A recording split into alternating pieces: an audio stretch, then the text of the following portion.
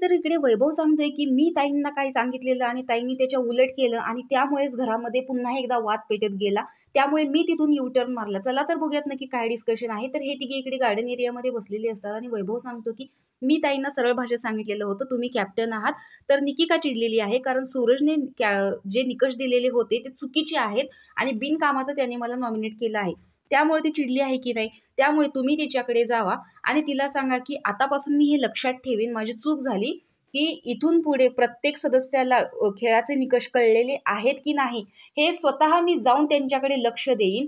पण ताई तिथं गेल्या आणि पहिल्यांदा त्यांनी बाकीच्याच गोष्टी करायला सुरुवात केली, म्हणजे बाकीच्याच गोष्टी बोलल्या. त्यावर पॅडी म्हणतो, बाकीच्या म्हणजे काय, मी तू हे काम केलं पाहिजेस, हा माझा आदेश आहे, प्रत्येक वेळेस तू असं करतेस. मग तिथून तो वाद आणखीनच पेटला आणि परत ते कारे आरे तुरे हे झालं आणि निकी सुद्धा म्हणाली की तुम्ही कॅप्टन्सी सोडा, मग मी माझं ड्युटी करेन. तर अशा पद्धतीने निकीनं तिची डिमांड ठेवलेली आहे.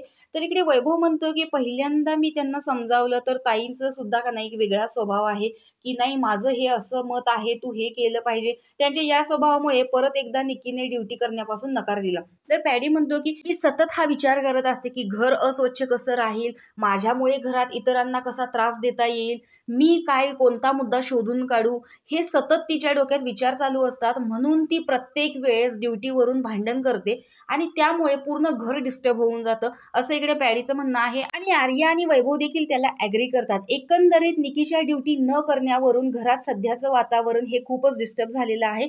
सगळेच कंटेस्टंट जे आहे ते टेन्शनमध्ये एकमेकांशी संवाद करताना दिसत आहेत, कारण अभिजित सुद्धा म्हणाला की हे बरोबर आहे, तुला हे वॉशरूम वापरता येणार नाही. आणि वैभवला सुद्धा काय सांगू हे कळालं नाही, म्हणून वर्षाताईंचं भांडण सुरू झाल्यावर त्याने तिथूनच युटर्न घेतला असं वैभव सांगतो, कारण त्या भांडणात मला पडायचंच नव्हतं.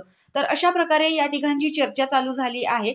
तर वर्षाताई आणि निकी या दोघींच्या मध्ये तुम्हाला कोणाची चूक वाटली हे कमेंट बॉक्समध्ये नक्की सांगा. अशाच बिग बॉसच्या अपडेटसाठी आपल्या चॅनलला सबस्क्राईब करा. तोपर्यंत बाय.